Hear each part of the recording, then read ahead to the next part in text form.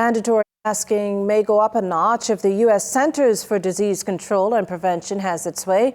Officials there are recommending double masking to further reduce the transmission of COVID-19 and its subsequent variant strains. Jimenita Swain takes a closer look.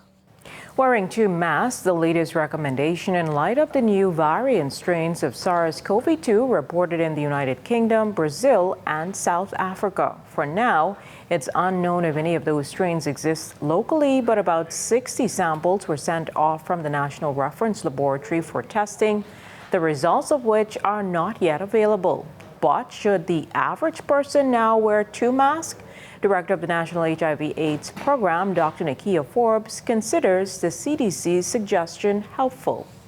That is a good recommendation as it relates to preventing COVID-19. So at the end of the day, having two masks on will help to filter out more particles and potentially infectious particles of SARS coronavirus 2. Now, if you're considering donning two masks, there are some things to keep in mind. These masks should be well-fitting. They should be snug to the face, but allow one to breathe through it.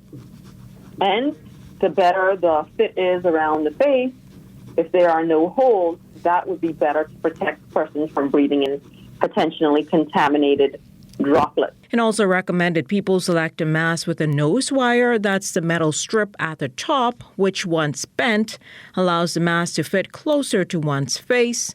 A filter or brace is also a good idea. Here's what Forbes says should also be avoided. There are also some other guidelines on what not to do in terms of double masking. So you should not double mask if you find that it's just too hard for you to breathe.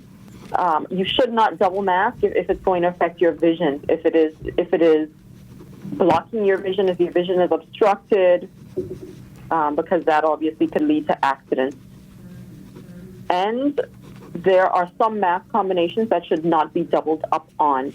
But officials advise against layering disposable masks or the K95 medical grade mask. Jimenita Swain, ZNS Network News.